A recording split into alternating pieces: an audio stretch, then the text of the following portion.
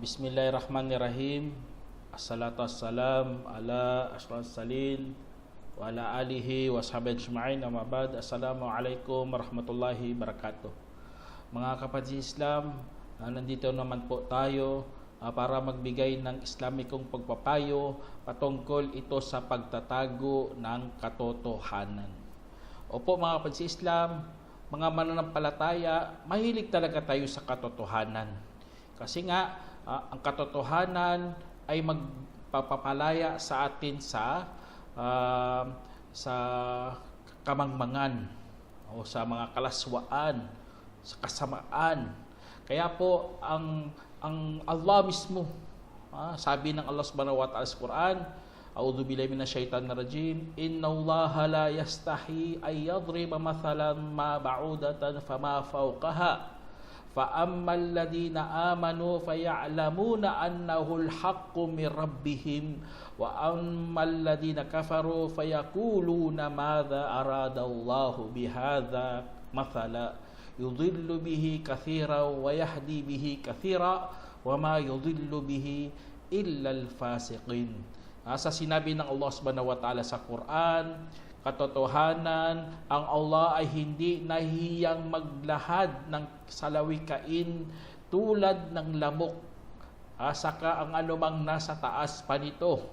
Kaya ang yaong sumasampalataya ay nababatid nila na ito ay talagang totoo mula sa kanilang Panginoon, at ang yaong tumakwil ay magsasabi, ano ba talaga ang gusto ng Allah sa ganyang halimbawa. Ililigaw nito ang karamihan at gagabayan rin ang karamihan, at walang maililigaw nito bukod sa mga tiwali. Kaya dyan sa sinabi ng Allah Subhanahu wa Ta'ala, mga kapatid, mga sumasampalataya lang po ang nakakabatid ng katotohanan. Sila po ay gustong-gusto talaga nila ang katotohanan para po gabay yan sa atin na ipinagkaloob ng Allah Subhanahu wa Ta'ala. Ay hindi katulad ng mga tumakwil, masasabihin, magtatanong sila, ano yan? Hindi nila alam. Kaya tuloy, dahil sa kanilang pagtatakwil, ililigaw sila ng Allah Subhanahu wa Ta'ala. Kaya ang katotohanan ay nagiging parusa sa kanila. Alam naman natin, ang katotohanan ay mula kay Allah Subhanahu wa Ta'ala. Kung itatakwil mo yan, ay nakakatakot yan. Katulad ng sinabi rin ng Allah Subhanahu wa Ta'ala sa Quran, وَقُلِ الْحَقُّ مِنْ رَبِّكُمْ فَمَنْ شَاءَ فَلْيُؤْمِنْ وَمَنْ شَاءَ فَلْيَكْفُرْ إِنَّا أَعْتَدْنَا لِلظَّالِمِينَ نَارًا أَحَاطَ بِهِمْ سُرَادِقُهَا وَإِنْ يَسْتَغِيثُوا يُغَاثُوا بِمَاءٍ كَالْمُهْلِ يَشْوِي الْوُجُوهَ bi'sa syarabu wa sa'at murtafaqa. Ang sinabi ng Allah Subhanahu wa Ta'ala, sabihin mo. At iyong sabihin, tinutukoy dito si Muhammad, sabi niya, katotohanan ay mula mismo sa iyong Panginoon. Kaya't ang sino mang may nais kung gayon ay maniwala, at ang sino mang may nais ay magtakwil. Tunay na aming ipinanda para sa mga mapag-api ang apoy na kung saan pinalibutan sila doon ng mga pader. At kung hihingi sila ng tulong, ay tutulungan sila ng tubig na gaya sa kumukulong langis na iniihaw ang mga mukha, kasuklam-suklam na inumin, at ito ay napakasamang pagsasamahan. Naudubila. Kaya ang katotohanan, mga kapatid, mula talaga yun kay Allah Subhanahu wa Ta'ala. Hindi mo kaya itakwil yan. Hindi mo pwede sabihin na hindi totoo yan.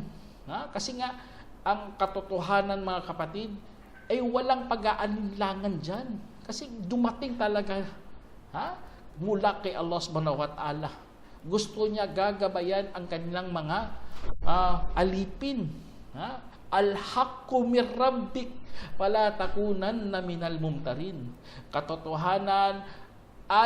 Ang katotohanan ay mula mismo sa iyong Panginoon. Kaya't huwag ka talagang magiging kabilang sa mga mapag-alinlangan. Kaya binagbawalan talaga ang mahal natin Propeta Salam na mag-alinlangan sa katotohanan. Kapag dumating ang katotohanan, ay tanggapin mo yan.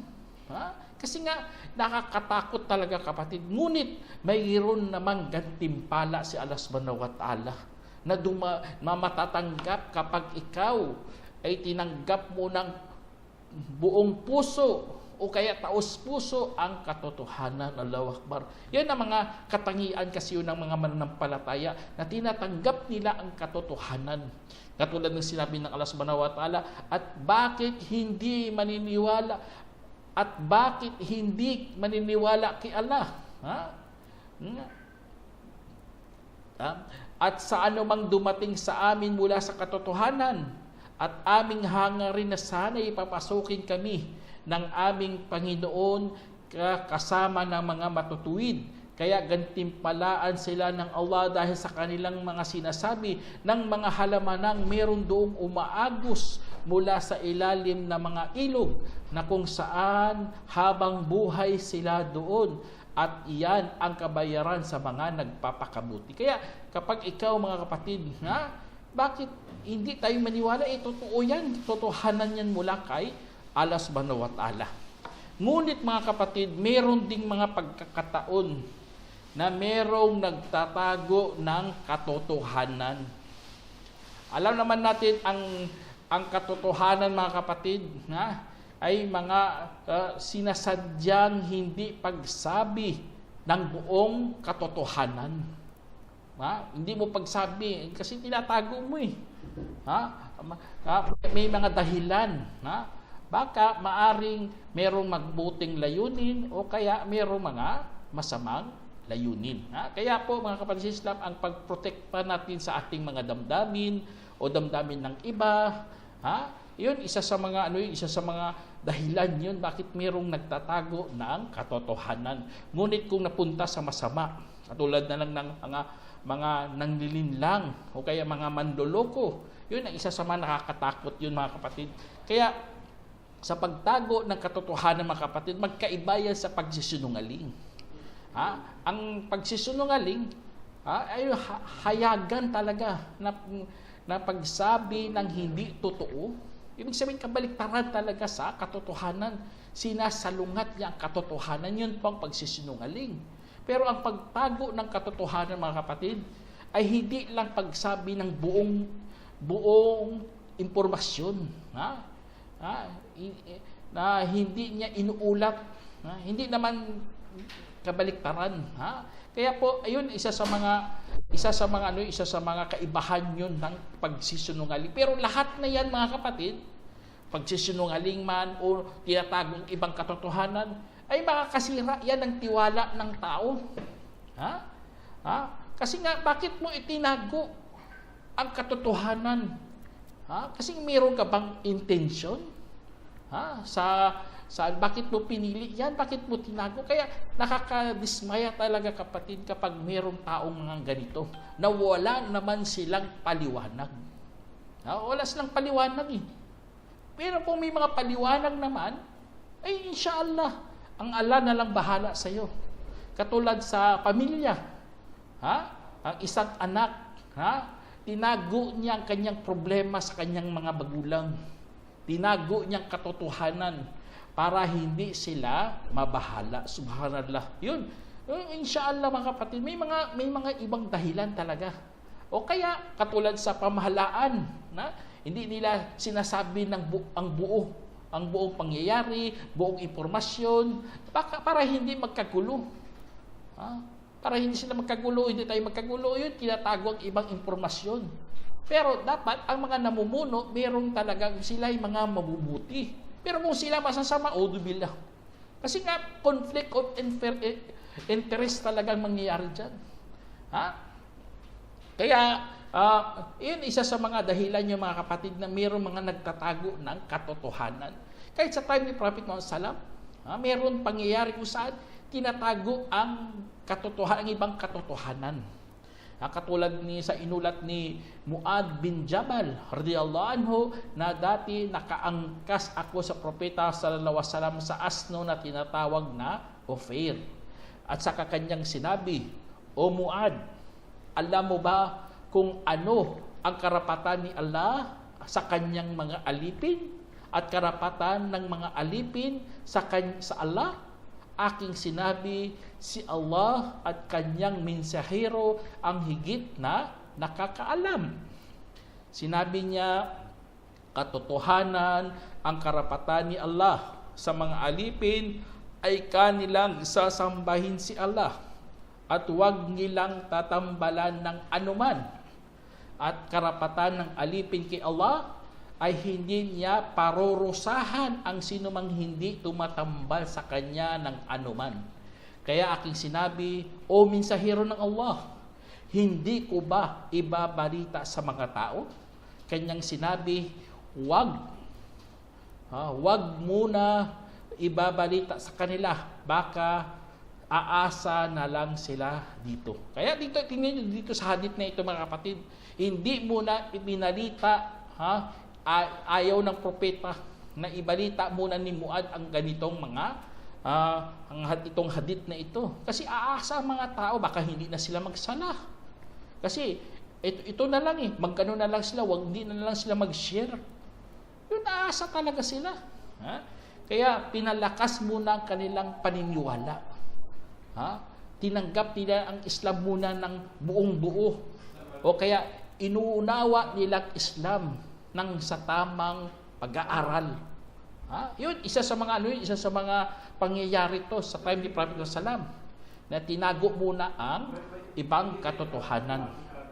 Kaya isa sa mga mga kapatid, isa sa mga pinapananalangin natin kay Allah Subhanahu wa Ta'ala mga kapatid, na sana magiging maayos ang ating mga namumuno. Muslim man o hindi Muslim, pinagduduan natin yan sila. Pinapanalangin natin sila na sana gabayan sila sa kanilang mga pagpapasya. At walang problema yan kapatid. Iduan natin kasi mahirap kasi ang ating mga namumuno, meron pala silang mga masasamang hangarin. Problema yan, napakalaking perwisyo sa atin lahat. Kaya ating magagawa mga kapatid, ipagduan natin kay Allah. Alam niyo, meron nga kwento sa time ni Prophet Sallam sa hadith mismo sa Sahih Bukhari.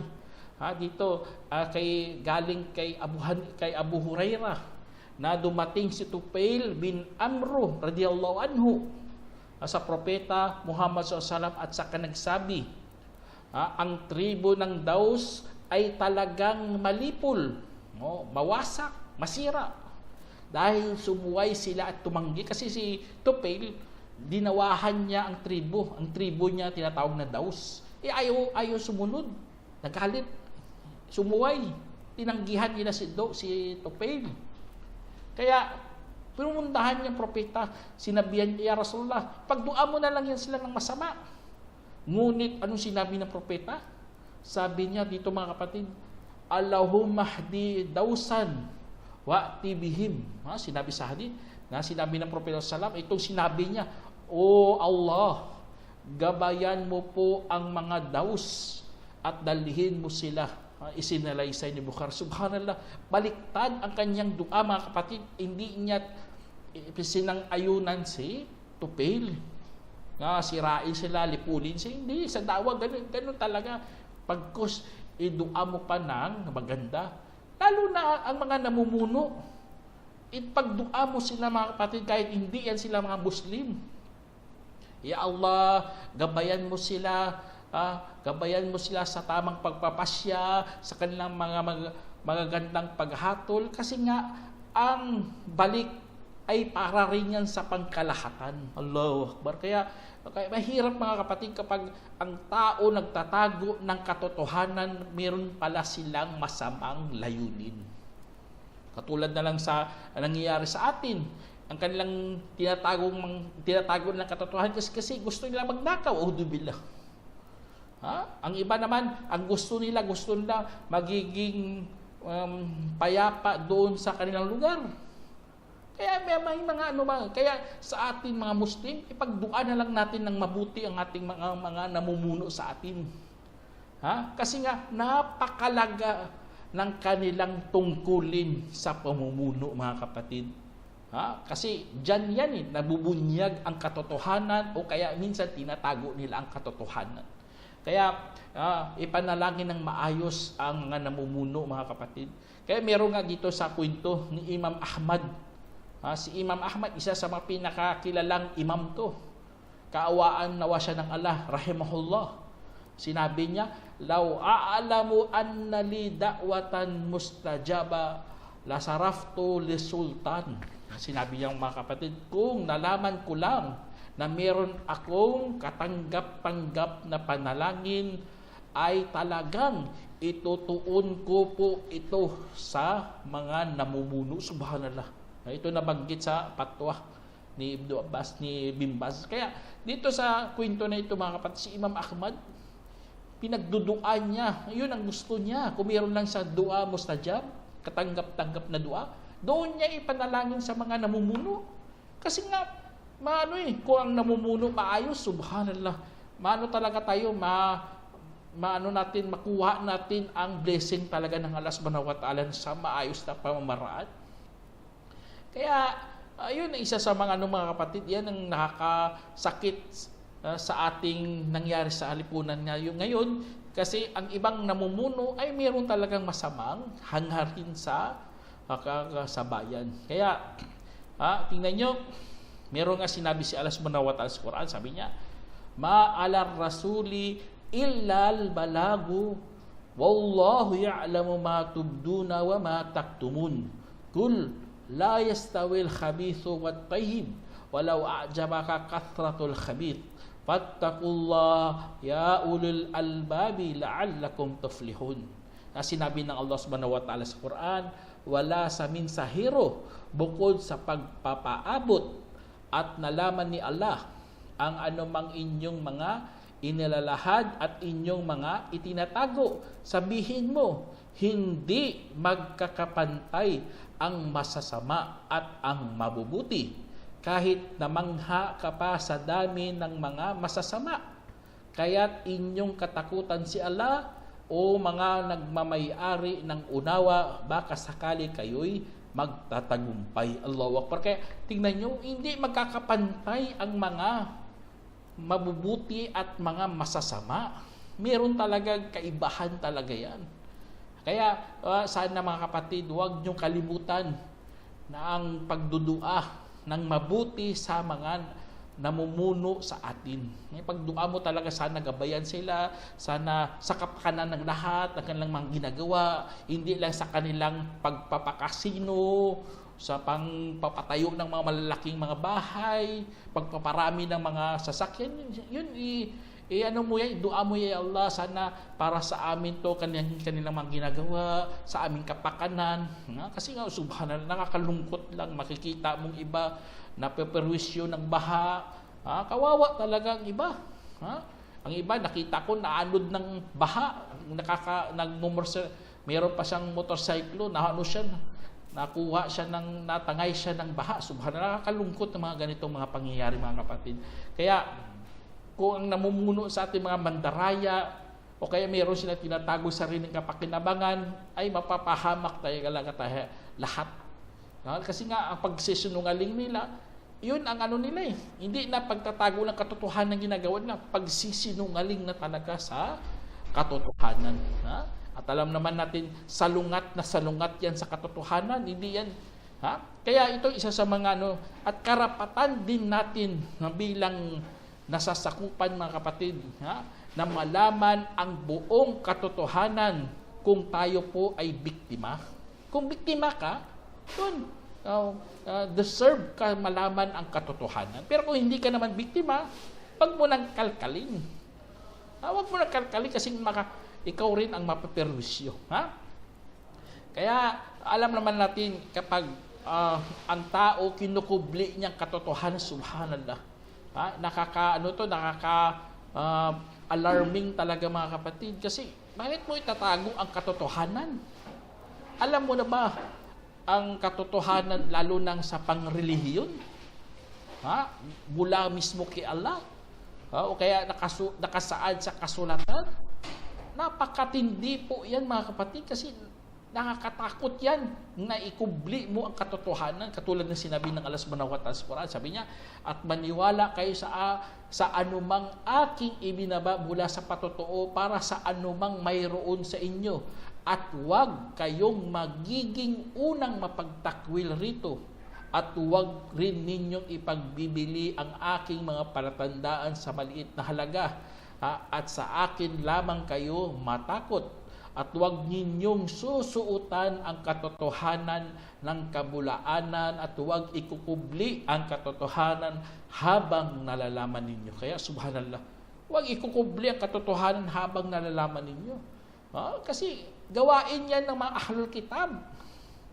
Alam nilang katotohanan pero kinukubli nila. Kaya tuloy sila mismo naliligaw. Dahil yan sa kanilang pagkukubli sa katotohanan, tinatago nilang realidad. Katulad ng sinabi dito ng Allah, ibig ng isang pangkat mula sa angkan na kasulatan na sana maililigaw nila kayo at wala naman silang maililigaw bukod sa kanilang mga sarili habang hindi nila namamalayan. Subhanallah. O angkan ng kasulatan, bakit tumatakwil kayo sa tanda ng Allah habang nasasaksihan ninyo? O angkan ng kasulatan, bakit ninyo sinusuotan ang katotohanan ng kabulaanan at kinukubli ang katotohanan habang nalalaman ninyo? Subhanallah, mga patanong dito mga kapatid, napakatindi.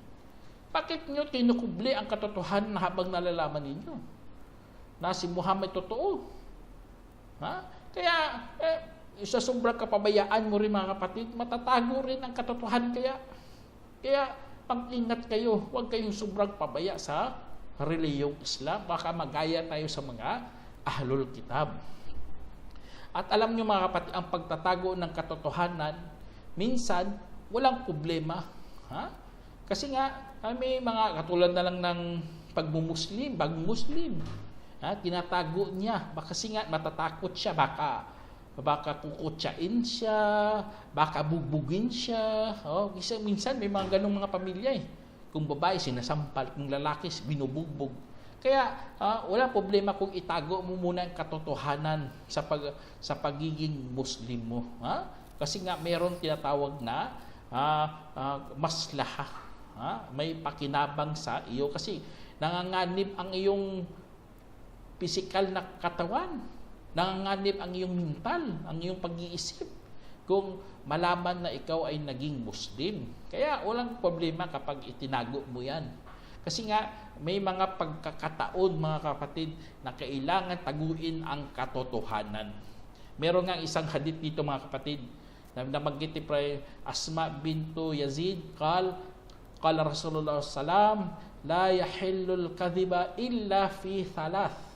Yuhaddithu ar-rajulu imra'atahu liyurdiyaha wal kadhibu fil harb wal kadhibu liyusliha bainan nas. Sinabi sa hadith mga kapatid na inulat ni Asma bin Yazid radhiyallahu anha na sinabi ng Propeta sallam, hindi pinapahintulutan ang kasinungalingan maliban sa tatlo. Lalaki na nagkukwento sa kanyang asawa upang siya'y palulugurin, at kasinungalingan sa digmaan at ang kasinungalingan upang ipang-ayos sa pagitan ng mga tao. Isinalaysay ni Tirmidhi at itinama ni Albani bukod sa salitang upang siya'y palulugurin. Kaya sa mga kapatid, sa hadith na yan mga kapatid, alam natin mga kapatid, ang pagsisinungaling, bawal na bawal yan. Pero merong exception to the rules. 3 lang pwede. Pagsisinungaling dito sa pagitan ng mag-asawa. Ang purpose dito mga kapatid ay hindi upang agawin ang mga karapatan o kaya tatakasan mo ang tungkulin o kaya kakainin mo ang yaman ng iba. Kasi bawal na bawal yun. Ang purpose dito sa pagsisinungaling sa asawa ay para ipakita ang kanilang pagmamahalan. Ha? Na pagmamahalan na yun po ang magpapanatili sa kanila, sa katatagan nila, sa kanilang pagkakasundo. Yun ang doon, ang purpose doon.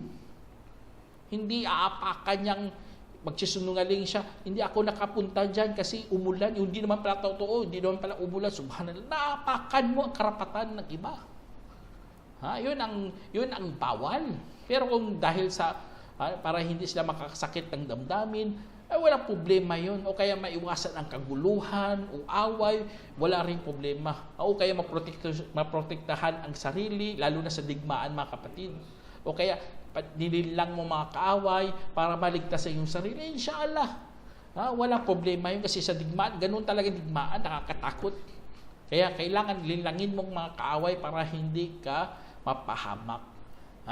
O kaya sa pag-aayos ng mga tao ay kailangan din yun kasi ang purpose doon ay matindi ang makuhang makpakinabang. Allahu Akbar. Kaya yun isa sa mga pinamagandang turo ng Islam, ang hadith na yun, mga kapatid, na gamit sa atin sa pagtatago ng katotohanan kung meron ka namang kinalaman. Pero kung wala ka namang kinalaman, kapatid, kung wala kang kinalaman sa mga pagtatago ng katotohanan, inshallah, wag mo nang hukayin yan. Kasi nga, mayroong isang hadith dito, sabi dito, min husnil islamil mar'i tarkuhu ma la ya'nihi. Sabi dito na inulat ni Abu Hurairah, sinabi ng Salam, isa sa mga kabutihan ng pagka-Islam ng isang tao ay pag-iwan niya sa anumang wala naman siyang kinalaman.